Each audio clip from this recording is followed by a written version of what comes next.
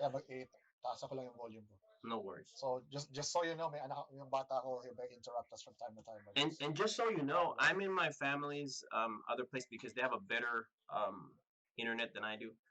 Okay. So so I if just you're hearing some background noise, it's them talking on the background. yeah, ayos lang. Um, ano po, how did you what was your start in Filipino martial arts? It started when I was about 11 years old. I lived in Saudi Arabia already. We moved from the Philippines to Saudi, and there was a lot of people from the Philippines there, as many of you might know. And of course, with different Saudi Arabia was very transient, so you'll meet a friend that might stay there for maybe a year or maybe 10 years. You never know until you get to know them. And because of the influx of Filipinos there, we were able to meet people who learned different kinds of Filipino martial arts. So the biggest one that we had was a fellow from one of my biggest influence, I should say, was a a Filipino from Cebu. His name is Kelly Dadap. So he was a competitive kickboxer and an Aikido specialist as well, and he was also an arnis specialist. So I got to learn a lot from him. But over time, we would just meet people from different parts of the Philippines, and if they knew Filipino martial arts, I would gravitate to them and see if I can learn from them. Yung pong si Kelly the Dap, sanay din ba po siya ng ano, does he know Aikijitsu basically? Pretty much, yeah, yeah. He was very competitive in Cebu at that time. Well, before he moved to Saudi, he was very competitive. So ayos lang, maganda yung ano niya. Maganda yung fundamentals na tinuro niya sa akin. So that was good. Yung maganda yung sistema niya. Like it Yes. was very very Yeah. holistic. That's Yeah, it was cool. very holistic. Tapos yung philosophy niya is about it's all about respecting people and being closer to God. That was his thing. Ano And po so yung what's the name of his particular system? well, he joined combat aikido, and then he deviated from that because he wanted to make it more effective, and I agreed with him. And so we started the Aikido Brotherhood, Aikido International Brotherhood, and I left the Brotherhood, not really left it, but I had to leave the country. So um, I was only with him for about 4 years before I had to leave. Right? So there was a lot of things I learned, but there's a lot more things I wanted to learn from him. However, it was a combination of arnis, kickboxing, and the Aikido discipline. Because the Japanese are very disciplined people. Us Yeah. Filipinos were more like happy-go-lucky. Whatever Right. happens, happens. Bahala na, right? Yeah. So he added the belting system and the the organization and the mentality of how the Japanese would progress. Yes. And I think adding the Filipino martial arts of flow and adaptation, and then adding the Japanese discipline, it was a nice amalgamation of the two. And they also write everything down unlike us. Yes, they did write everything down, and we did write everything down. Right, that's So it's true. like, yeah. I, So let's say if you were starting out, if you were a white belt, so to speak, so you have about 15 techniques that you want to learn. Okay, 15 basic techniques, both the left and the right side of your body. right. So you're gonna learn attacks from right and left, and you have to do that when it was testing time. You have to do that in a certain amount of time. So for my white belt test, I think I held the record because I did it in about 8 minutes in the group. Right, mind you, I was the youngest too. I was the baby in the group. I was the only teenager at that time. Everybody was old enough to either be my big brother, my dad, or my grandpa. It was great. I loved it. I missed those guys. That's cool. So it was in Saudi. So you Yeah, consider that what are your base systems? So the Kelly the Dap system. yeah. And I did a lot of wrestling as well. Universe at high school was all about wrestling and track. So again, being the smallest guy in the team, for about 3 seasons that I wrestled, I only lost twice. I wrestled And myself in high school, but I only did it for like one semester in college, one quarter oh in college. yeah, Yeah, yeah. So I always uh, said that. Maybe even Bruce Lee said that, and I kind of share the similar sentiment that in order to make like a very effective combat fighter, really all you need is like maybe months to a year of both like Western boxing and wrestling, and that makes for a formidable opponent. Oh yeah, Unarmed, exactly. unarmed anyway, unarmed. Yeah, Just at least on an because, yeah, that's right. On the in the unarmed arts, yeah, I would say boxing and wrestling because if after you get punched, you are gonna go down. right, Like, I don't care how big or tough you are gonna go down. You right. know, so you gotta learn the stand up. You gotta know, how to defend yourself on your back or on your stomach. Either way. And Greco-Roman or freestyle folk wrestling, I notice is the level of like brute stamina and endurance that you pick up from doing that. People have no concept unless you've rolled for like 25 minutes straight. You know, Oh yeah, it's absolute hell. it's terrible. Yeah, Yeah. it. I told people like there was a time because I run ultras. Hmm. Obviously it's off season, so I got a little bit weight. Yeah. Um, I had a harder time doing wrestling than finishing like 32 miles running. Like, like Yeah. roll around for like an hour and maybe It's like tough. it's horrible. Yeah. One of our first exercises was just to keep rolling, break falls, things like that.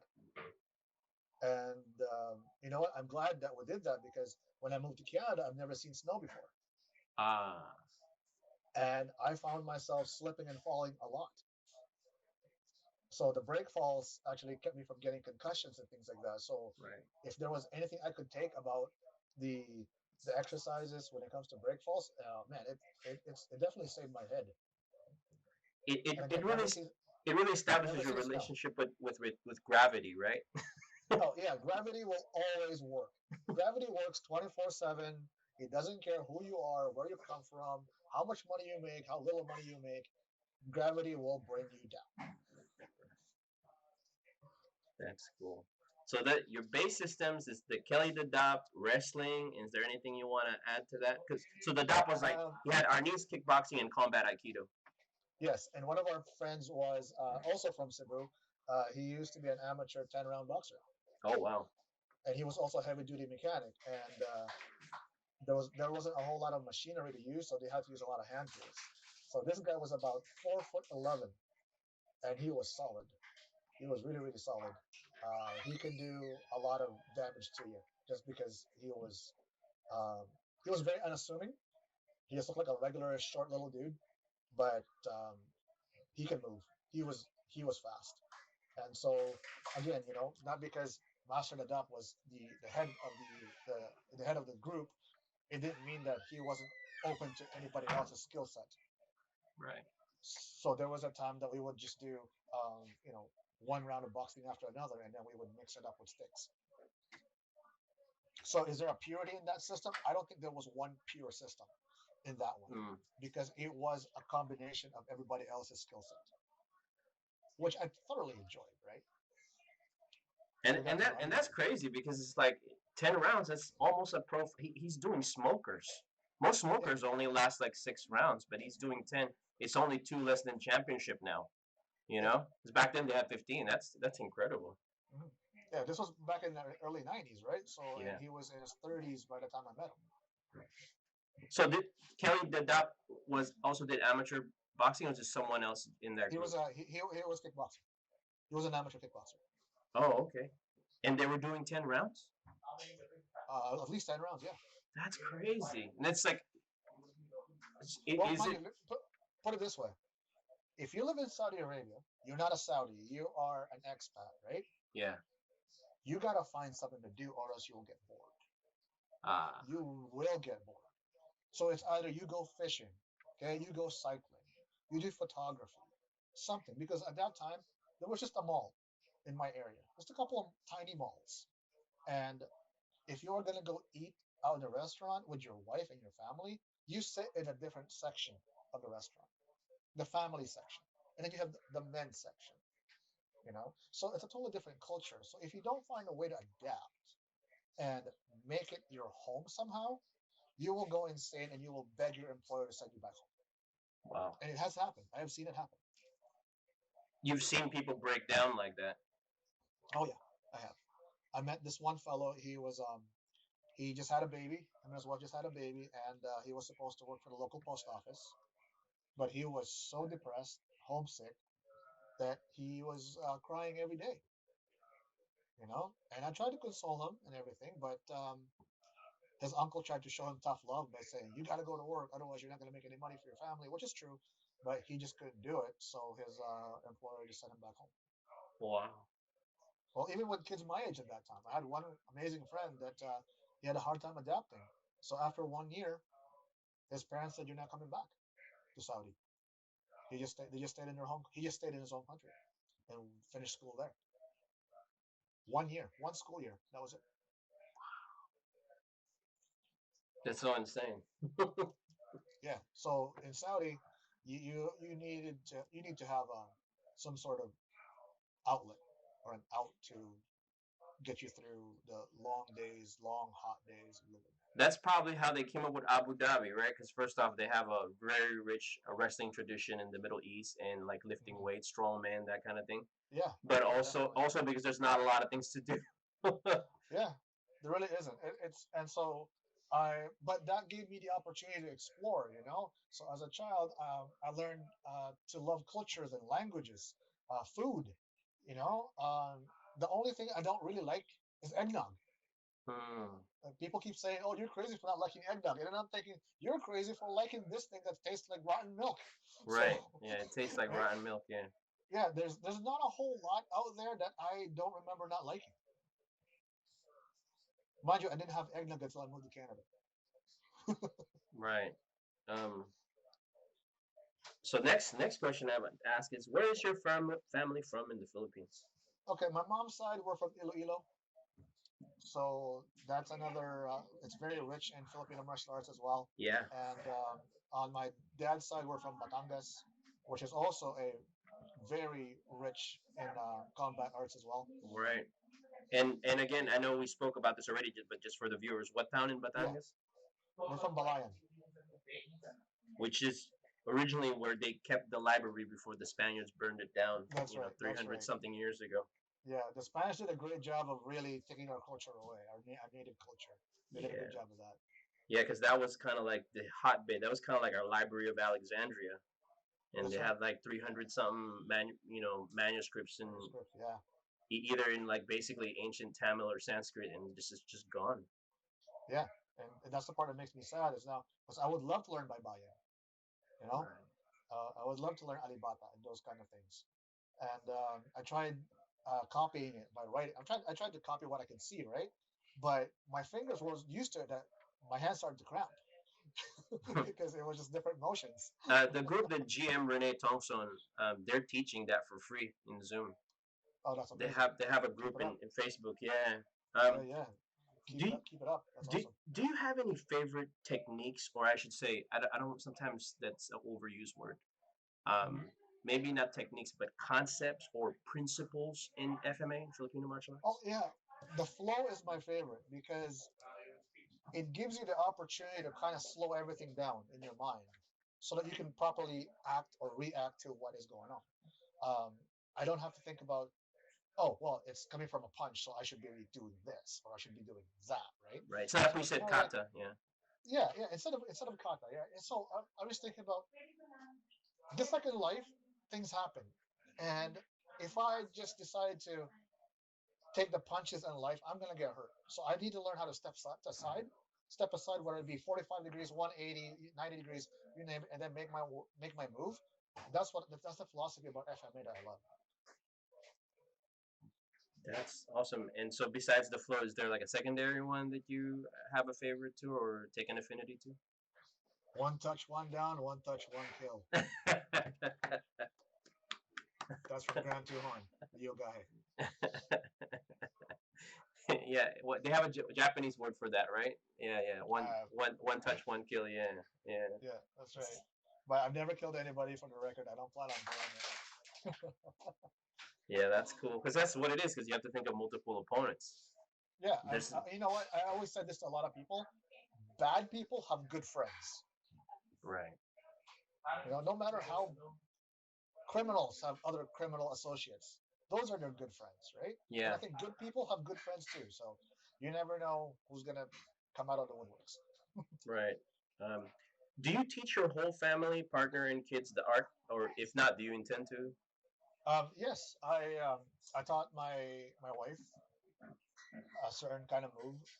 I just felt this impression. I just had this impression that I should show her a grab and an elbow break, and we did that for about 20 or 30 minutes over and over again.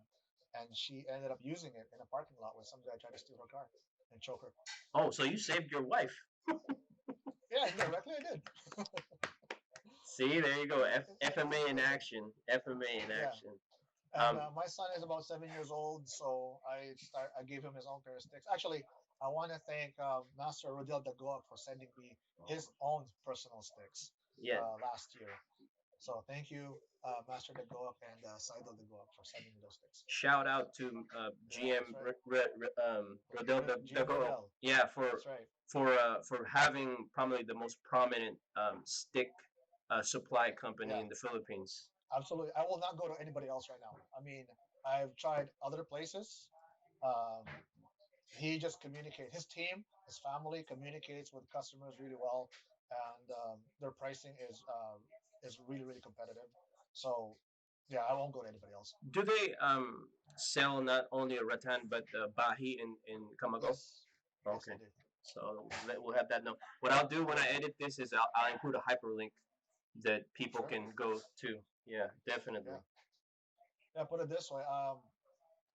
I would, for me, I would just rather order rattan more than Bahi or Kamagon because they grow Bahi and Kamagon they grow really slow. Slow, yeah, Yeah, and I don't want to be one of the reasons why that plant goes extinct.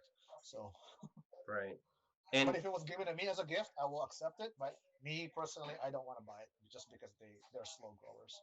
right, and rattan has more play.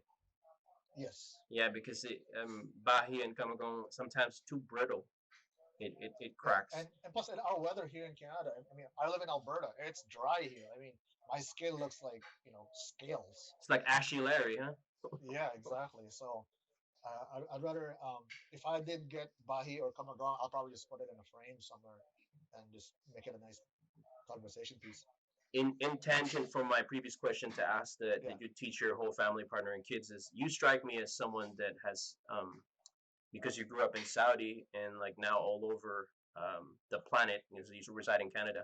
You strike me as someone that has used the skills in FMA in person.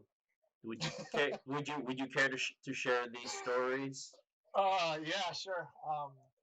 I'm a member of the Church of Jesus Christ of Latter-day Saints, so in short, I'm a Mormon. Mormon, yeah. Yeah.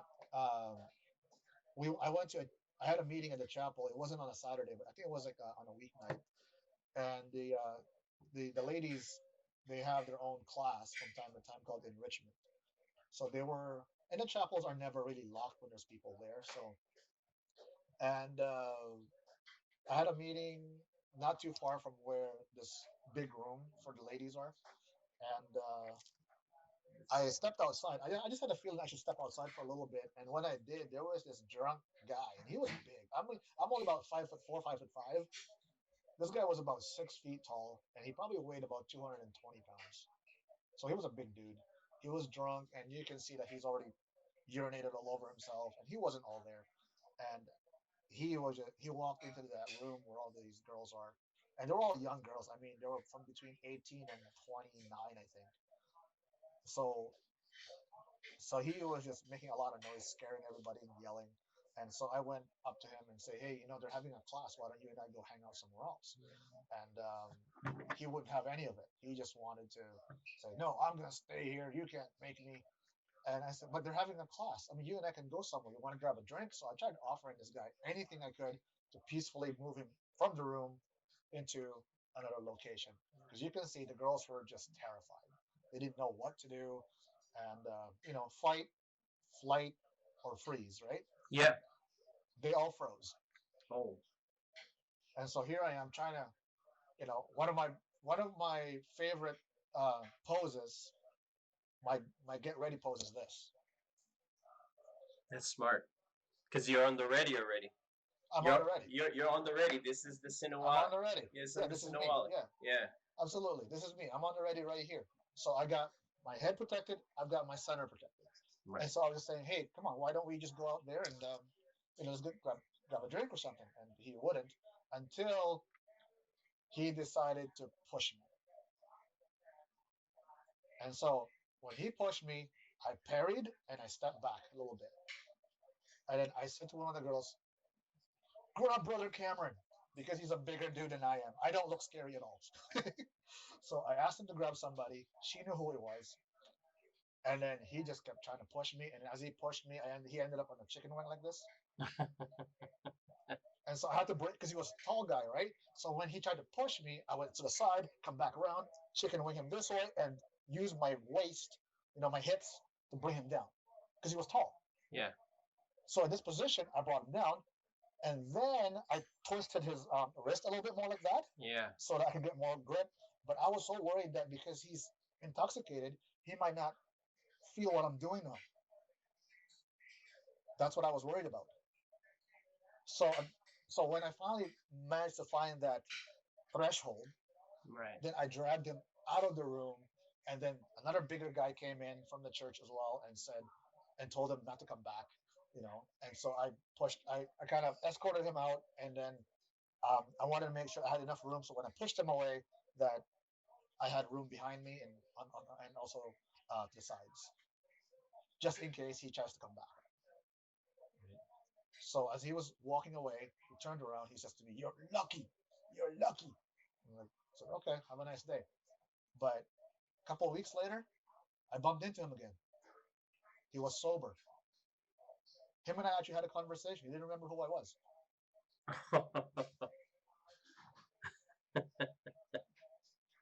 And he was a nice guy sober.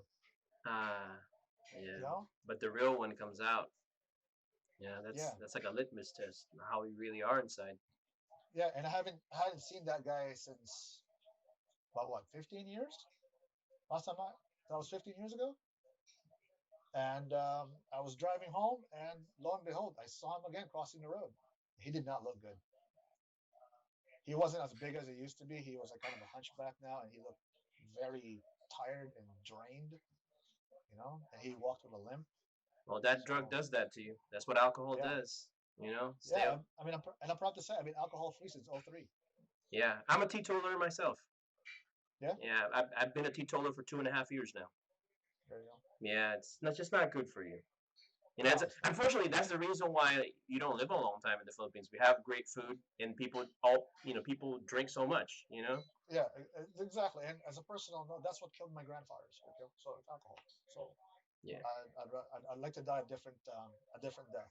Hopefully Likewise. doing hopefully doing something that I love. Likewise. Your grandfather, is it on your dad's side? Both sides.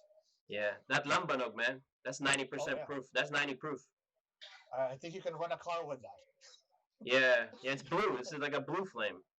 Yeah, It's a blue it's flame. insane. It's Yeah. yeah. So that's what killed both my grandparents, my grandfathers, my Yeah. lolos. It's like So I said, people think the whiskey's no. It's like 90 to 100 proof no, almost. they haven't seen nothing. Yeah. Um. So, and I really enjoy these stories of application of FMA knowledge in real life. Are there any other stories like that on your end? Um, did not really apply any techniques. More like getting away from trouble. Good. It's like if you see the Leave. threat doesn't see you, leave. Yeah. You know, if you see the threat sees you. If you can leave, leave. That kind of thing. So, because I try not to get into that kind of situation. I mean, I'm not in the military or police, so how often will something like that happen to me? Maybe 1% for my entire life. Right. But that 1% can change my life by 100%. Yes. Yes. It might be your last day on Earth, unfortunately. Yeah. Exactly. So it goes to my next question. How often do you go back home in the Philippines? I've only been back once in 18 years. I was back in 2006 when I got promoted to guru status with Pikiti. That was when Grand Tuhon promoted me to guru. Because when I met Guru Tuhon Harold, we met in 2014, and I was living out in a small southern Alberta city where nothing really was happening, and I thought, you know what, I should start a little group here. And I met with Harold, and he said, "Would you like to join Pikiti Tershakali?" And I said, "You know what? I think I will." And And so he started teaching me the philosophy of PTK and the footwork and all that, and I picked it up really quick. And just because it was all familiar, a lot of the moves were familiar to me to begin with, and I just wanted to belong to a Filipino martial arts group. And lo and behold, because of that, doors opened up for me. I became a part of the Philippine Warrior Arts Society of Alberta, and I started filming them just for the fun of it. And my YouTube channel has been it's growing, but I'd like to do more with it. But it's so hard to gather with COVID-19 everywhere. So So it's that gonna video try. that video of yours when you were in Batangas, that was what year was that? That was in 2018? 2016. 2016. Yeah, Yeah, it's kind of a similar situation for me because I left in 97 and I didn't come back until 2018. So there it's you like go. 21 plus years that I, you know. Yeah, last time I went was 98. So I went home 94, 96, and then 98. And then after that, I didn't come back until 2016. Yeah, I was supposed to go to the FMA World Festival, but COVID had different plans. Yeah. You know what? In 2 years, I think we'll be okay. Yeah, I hope so. I hope so. I wanna attend there and be with all the GMs, the Grandmasters. Yeah. Yeah, that's true. Are you primarily your methodology and how you approach it? Are you primarily stick or blade based? Blade, Blade, blade, definitely blade. In Batangas, everybody carries blades. right? I mean, there's a picture of my uncle. I took a picture of him nonchalantly sitting on his lawn chair, and he has his karet with him. So he's holding it like that, right? Yeah, Just because he's getting ready to harvest. yeah, And then with me, I can't see my son doing this, but at his age, I had my own balisong that right. my mom bought me. It was only sharp the first couple of inches, nothing in the end, right? And my grandpa would give me my own blade, and I would have it tied around my waist with a sheath on it, you know, so that I can start harvesting with them. So I'm just gonna break down for the potential viewers because they might not know. A karet is basically like a big karambit. It's like a sangot, Yeah, right? Yeah, like a big circle, like a sickle. like a big sickle. Exactly. It's like Yeah, a yeah, EDC everyday carry, but it's for a farming tool. It's like a yeah. huge karambit that goes like this. That's right. It's like a Yeah. question mark, Right. almost like a question mark. That's Right. what it is because you use the hook. You use the hook to get whatever it is that you're trying to harvest. Right. Let's say I was trying to harvest sugarcane, so I will use that to bring it closer to me, and then I'll grab onto the leaves and then slice. So Which you is have a nice motion, nice circular motion of grab, grabbing, retrieving, and slice. which is Grab, retrieve, slice. where we get the um the base term for the word kalabit, That's right. which means to do this motion, Yeah, yeah. to do that kind Kalabit, of. Karambit, because Indonesian language and Filipino language were all part of the Malay language years and years ago before colonization, right? But it's just I wish I had one so I could show them how big it is because it's like Yeah, yeah. like It can be small and it can be huge. massive. Yeah. Yeah. It Um. depends on what you're looking for. For harvesting rice, we had a small one because Right. rice stalks are small, so you don't need the giant ones, right? Right. Yeah. And I think people in Italy have their own version of that too when they're harvesting grapes. Oh, I didn't know that. Yeah. What's your favorite style of blade? Straight edge. Me too. Straight edges. I like my karambit or my lihok, as they call it. It just has so many limitations Yeah, it just because of the does. shape of it. Yeah. Does it like? Because if I have a blade, I like it so that I can. Yeah, you know what? I'm gonna go grab my. Yeah, go grab one. Go grab because I was I'm thinking gonna of grab doing one the of my same thing. trades. I was Okay. thinking of doing the same thing. Excuse me.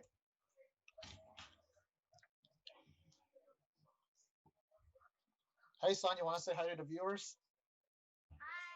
Hi, My pride and joy.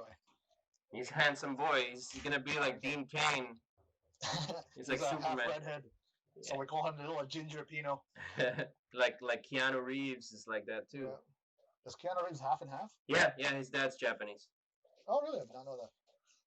So, yeah, my son, I was married to a redhead, and so we called him a little ginger Pino. So, shout out, his YouTube channel is called Ginger Pino Adventures. I can't hate because I have red hair.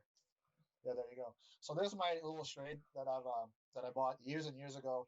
I use this for camping. I use this for all my fishing adventures, and it comes with this leather sheath, right?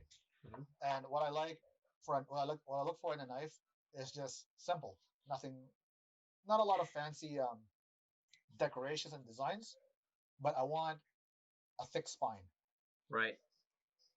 Reason for it is because I want to start batoning it and everything. I want it to be as multi-purpose as possible. So right now it's snowing. It's getting colder and colder here in Canada.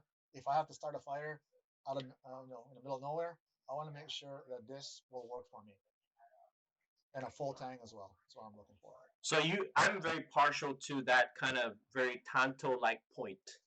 Yeah, Yeah, the same for you. That's the kind of point that you. yes, it is. Yeah. Yeah, it is definitely. I like being practical as opposed to just for shows. That's why I like it. That's awesome. Dad, I like your knife. Thank you. You're raising them right. Raising them correctly. Yeah. How is FMA culture in Canada and in your part of Canada, and what Okay. systems are prominent? Go ahead, sir. Sorry. Oh, there's quite a lot here. So we've got PTK, we've got Rotano Estocada from Panay, and we also have Modern Arnis. We've got Sikaran, that's huge here. We have Paklibar, and I might be missing something. Sorry.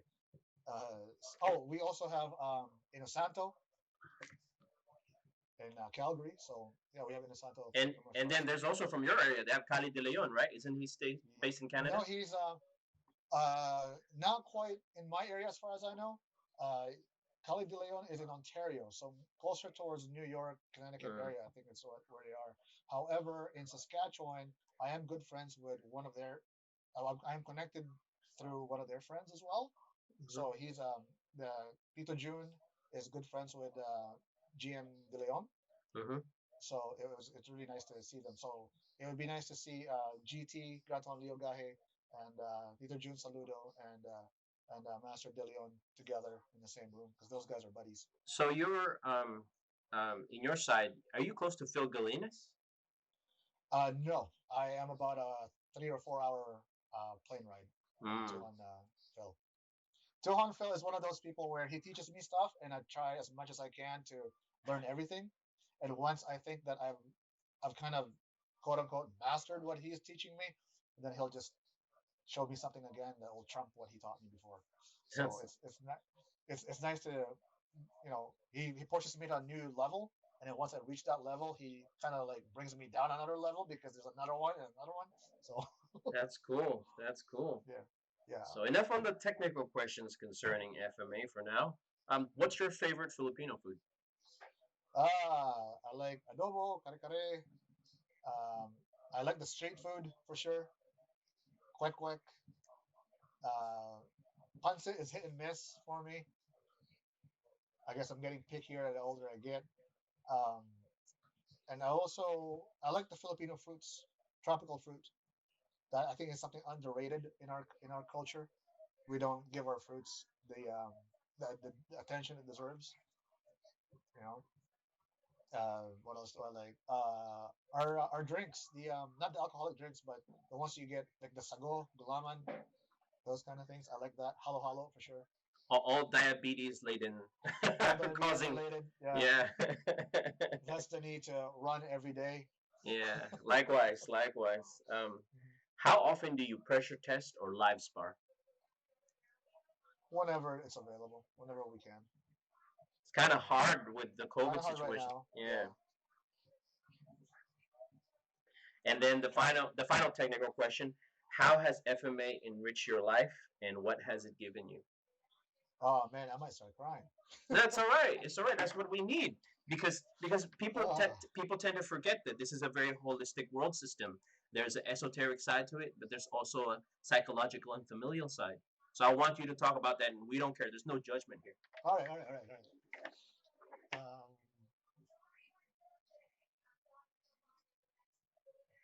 well, all I can say is that it gave me a second purpose.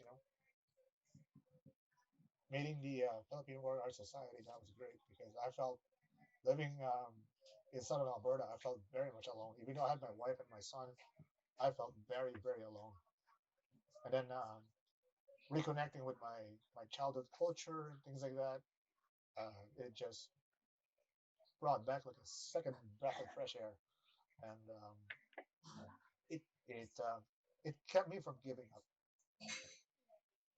It's knowing that there are people out there that see the thing, that are like-minded when it comes to cultures, and not just Filipinos too. We got Canadians and other people that are embracing a part of Filipino culture that's very underrated. I really appreciate that. Um, 'Cause, right now I'm going through a really tough time in life, but knowing that my brothers and sisters in FMA have my back, I feel good about it. So And I which always say to myself that I'll never hit a woman. I will never hit my wife. Things like that, right? And I will not be a physical abuser. You know, that's because I'm accountable to a lot of people too, right? If they find out that Peter started beating up his wife, do you have any idea how many giant dudes will come after me? Because it's not cool, right? You, no, you you don't hit your wife. You don't do anything like that, right? You protect your wife. You protect your kids. You protect your friends. People said, "Well, why do you do a lot of violent stuff so much, Peter?" And I said, "Well, in order for me to um, to stop violence, I got to learn about it. right? Just like this COVID-19, we're all learning about it Yeah, in order to stop it. peace is not necessarily the absence of war. Absolutely, that's in the Bible. Look how much wars and contentions were, is in the Bible. You Right. know, and so it started from a long time ago, and it will continue forever. I think. I hope not, but I just learned. I just wanted to make sure that if or when the time comes, that I will give whoever's behind me a second chance. So if I'm walking with my kid, somebody attacks us, I want him to be able to get away. Even if it means that I get cut, I bleed, or anything, I want to make sure that I give him a chance to run and save himself. And that goes for my friends too, right?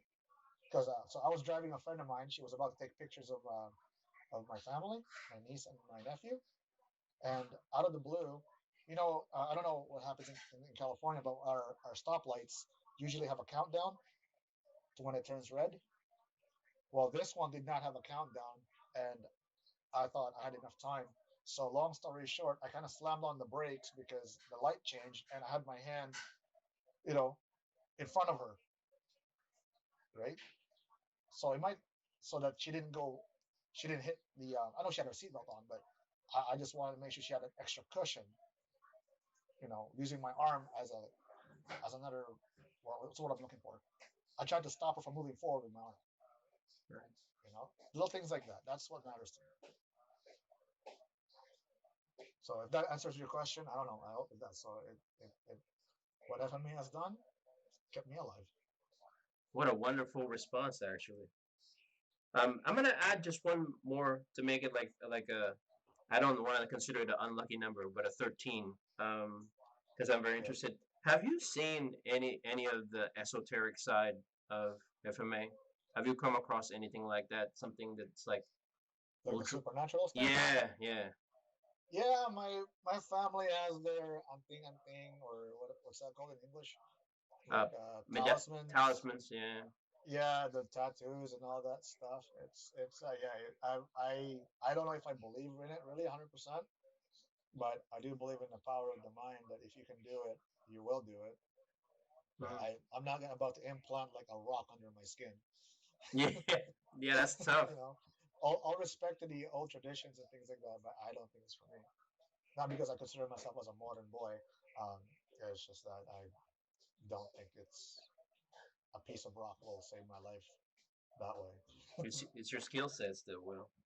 Yeah, absolutely. I don't want to. Like, I do a lot of videography now, and I don't think that the camera is the getting the most expensive and the greatest camera is the key to it. It's more of how you tell the story and how you compose things, right? Right, right. That's cool. And then these are meant to be rapid fire questions. All We're right, almost kind of done now. all right. Um, Let's do it. Karambit or Balisong? Balisong. Campilan or Moro Barong? I would say barong. Lumpia or Toron? I would say lumpia. Marvel or DC? Oh, don't ask me that. So a no on that. That's hard. Uh, Uh, I, ne- you know what? The reason being is I have not really immersed myself in between those two. I have not done like I'm gonna binge watch Marvel. I'm gonna binge watch DC and which one I like best. You know, I haven't really gone into that spectrum in my life, but I will. So in about a year's time, if we do this again, I'll have an answer for you. oh, absolutely. We're gonna. I'm hopefully that we don't have to wait a year's time. Okay, sure, sure, okay. 1990s or 1970s? I never made the '70s, so I was a '90s kid, so I don't know. About '70s. I do enjoy music from the '70s too. Yeah. To say that. Ow, ow, ow. Training in Canada or training in the Philippines? Oh man, training in the Philippines is special because you're right there where it all started. So once this COVID is done, I'm gonna come. I'm gonna go back to the Philippines and train more. And then With what? we both don't drink anymore. Yeah, we'll skip the drinking. Yeah, so we'll skip the drinking question. Okay. Halo halo or bibinka? Oh, hello, hello.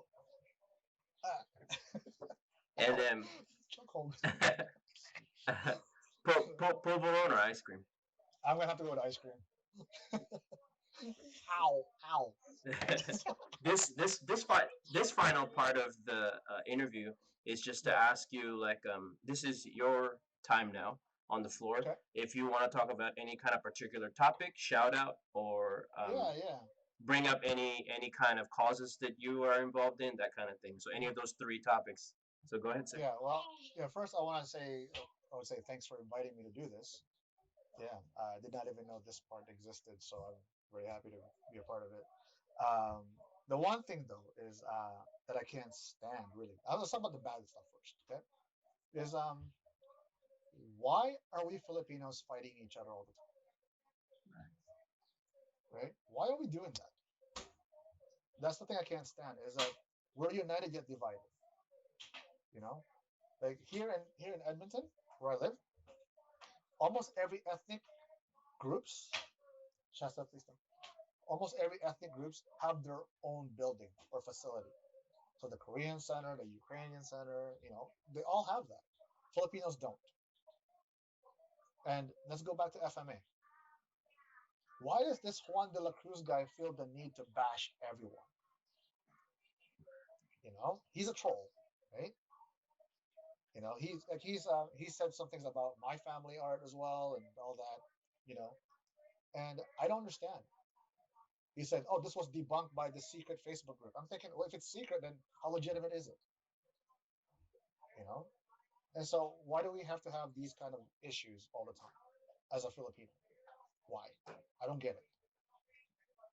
Why do we have to be snobs towards each other? Why do we have to feel the need to bring?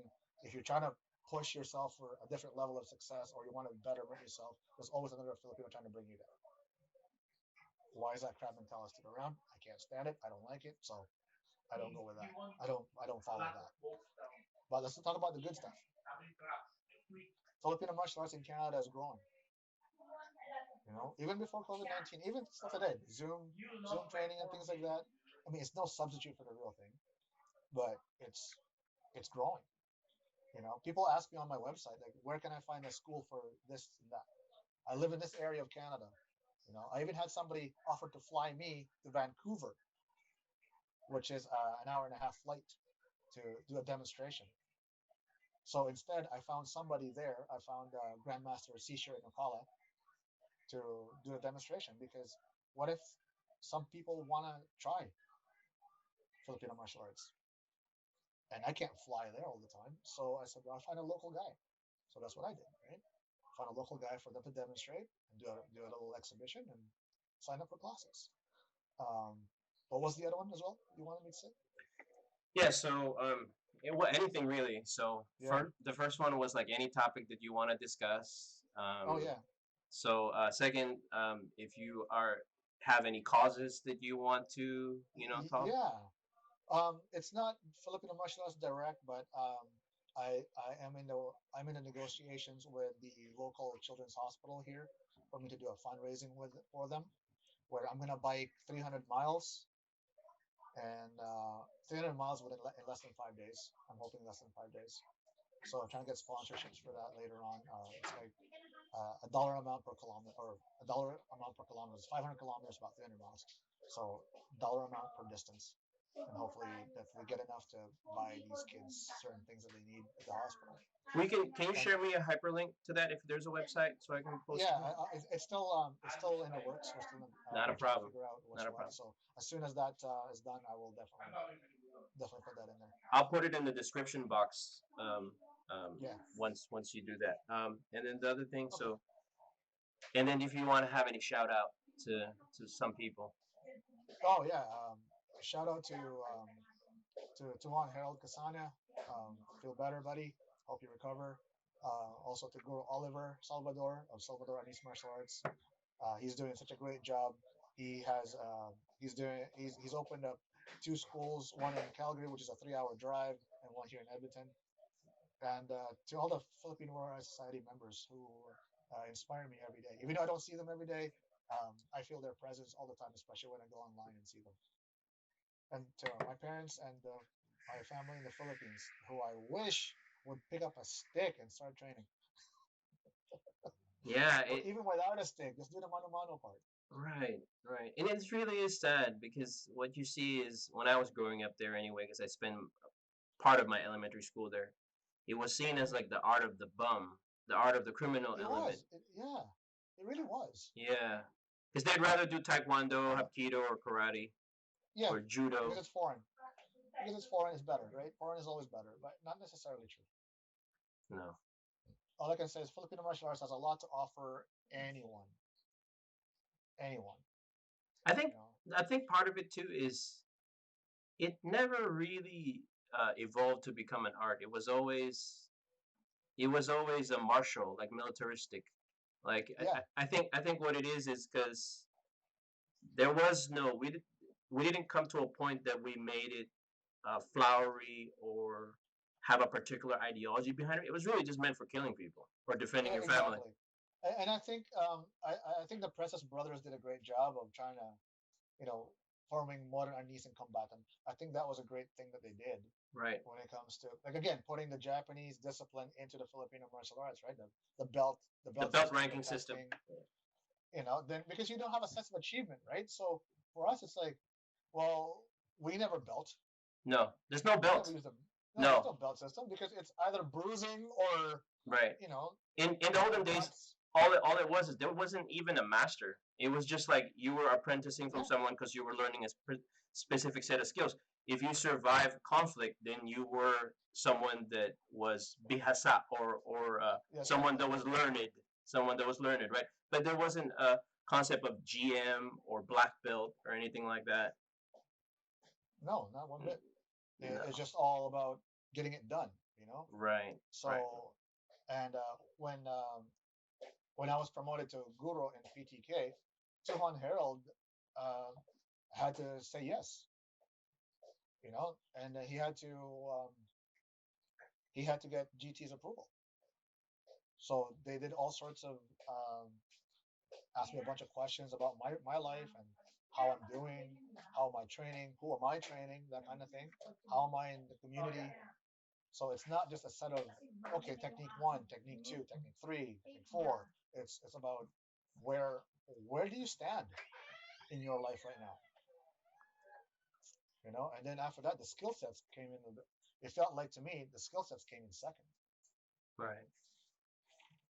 The one thing I want to before we close, I want to mention is my dad, his exposure, it's very different from mine because I learned from my family. He was never taught anything by our clan.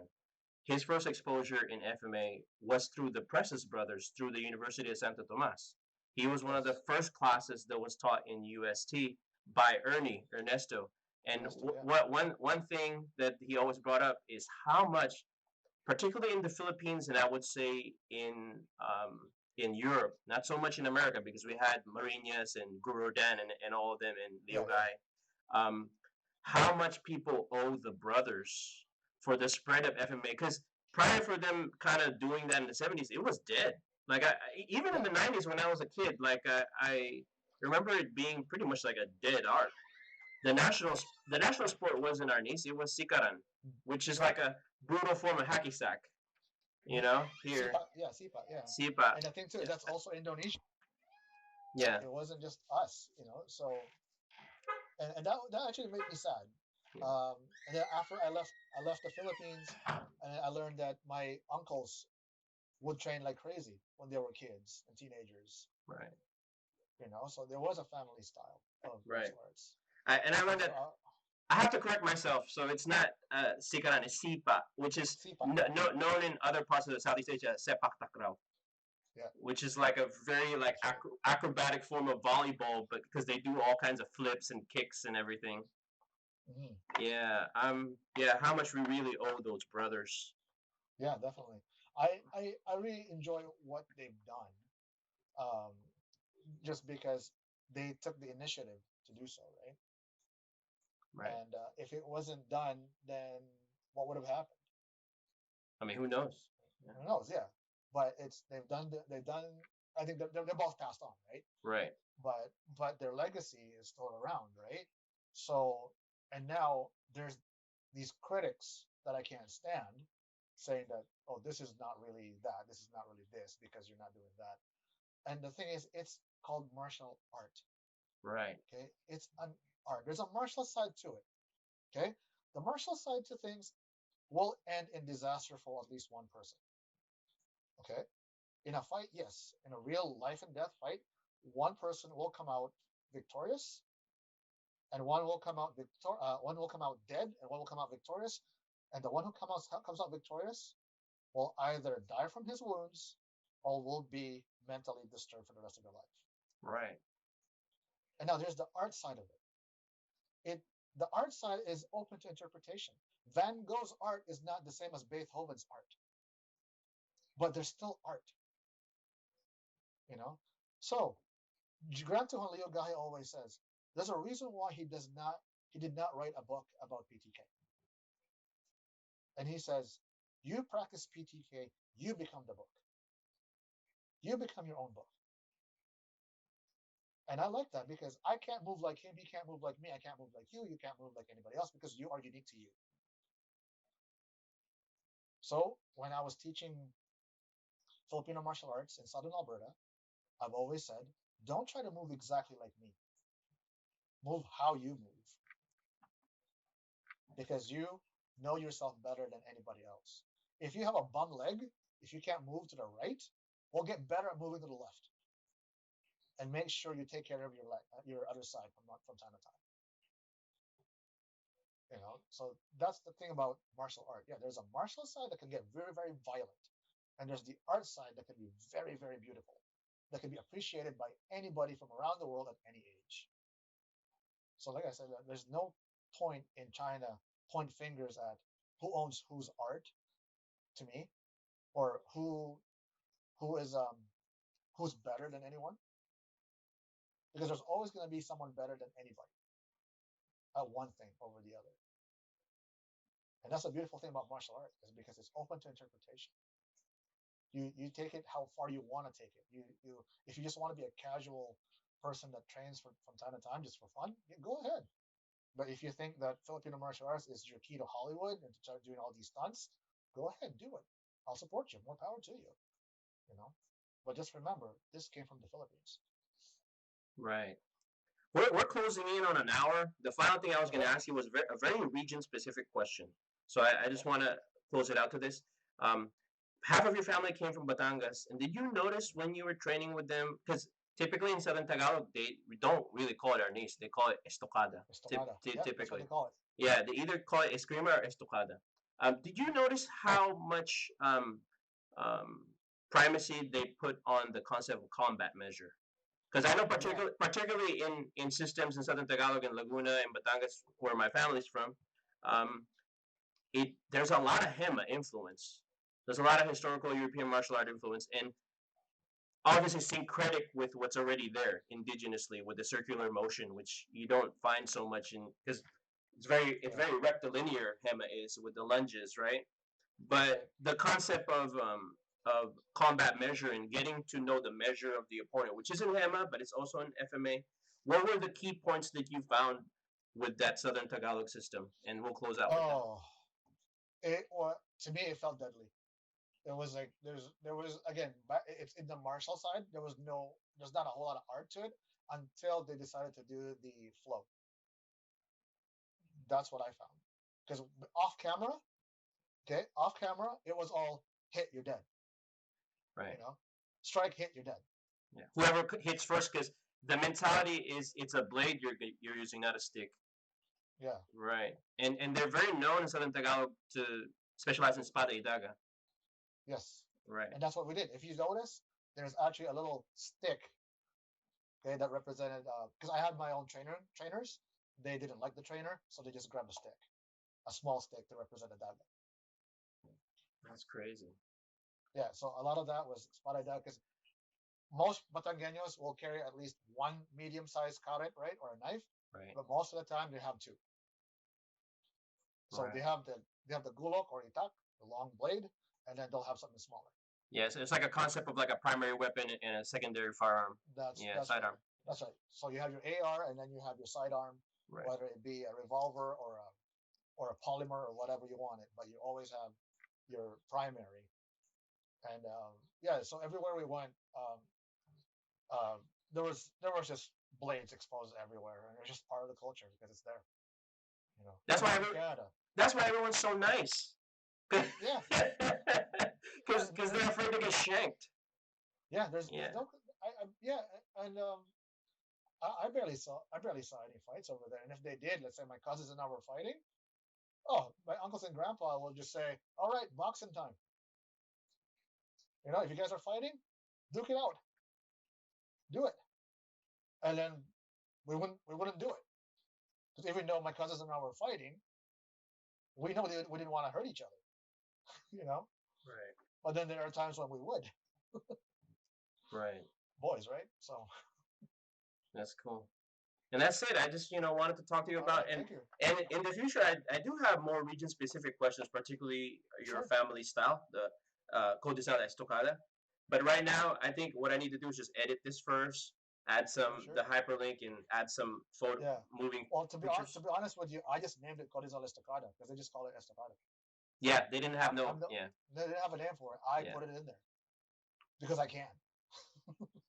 That's how it was when I learned. So my family's from Malolos, and then the other half is from Batangas. Yeah. When I asked them what they were teaching me, they're like, "Oh, it's just fighting." Mm-hmm. They didn't Yeah, have that's our name. they didn't have a formal thing. And then how I was taught was not through angles. I was fed situations. Yeah. So they're like, what do you do if like you get hit with a buhat arrow like from the sun? Yeah. And then they're like, figure it out. And then they're like, okay. And then I try to hit them, and then they'll do something, and they'll explain it to me. They didn't teach me angles. Yeah. Exactly. We didn't call it angle one either. It's always Buena Auto. I'm like, what the heck is going on here? What's the sun have to do with this? Oh, right. Okay, I get it. Yeah. What did they call it? Apay gato from the bottom, Yeah. Mm-hmm. and then the middle strike is what aldeves. Divis or Centro, depending Centro. on what they say. Right, which is all it's Spanish It was terms. all Spanish as well. Yeah. But mind you, my wife did a lot of our family search because she likes genealogy, and the census in my my Batangueño family's area stopped at a certain year. The Spanish stopped going to take census in our village, and then there's a footnote saying we were the savage Negroes of the mountain, and that's why they stopped going. Because my family kept killing the Spanish. I notice if you really want to learn how FMA from like how it was practiced more during the ancient or archaic times or archaic forms of FMA, you have to go to the Dulong Barrio, kind of Yeah. like the backyard parts where they didn't have so much interaction with the Spanish. Just kind of like how in the mountain province in the Igorot, they kept their indigenous Yes, fighting ways because that's right. they weren't really influenced by Hema or anything. Yeah, the Yes, Spanish never made it there. right. You know, They got you beheaded. know, yeah. So headhunters. So I mean, the Philippines is one of these countries that has so much to offer, culturally, historically, and also for the present and future. But I think us Filipinos are trying to be too Western. Yeah, I And I'm agree. guilty of doing that too. I'm guilty of that too. I mean, my wife is white. I'm not married to a Filipino lady, you know. And I think our language can be very beautiful. Our music is amazing, you know. But then again, we always want to have that American dream, and then we forget who we are as Yeah. a people. So how many first and second generation Filipinos here speak Tagalog? Not many. I'm doing my best to teach my kid. You know? I'm Filipino, and I'm Malaya is in the heart, just like Carlos Belosa would say, America's in the heart. So is Filipino. Yeah, being Filipino is in the heart. Yeah. Well, thank you for this interview, sir. Oh, thank you so This much. this is I so appreciate good. it. And don't worry, I would not X that out. The emotional part was my favorite part of the interview because it showed Good. me how your human side. So And I'll keep going. I'll keep doing it. You know, it's a part of who we are as people. thank you, And sir. I'm gonna. You're welcome. Thank you for this. I appreciate it. I really do. Bye. All right, we'll talk again. Thank you.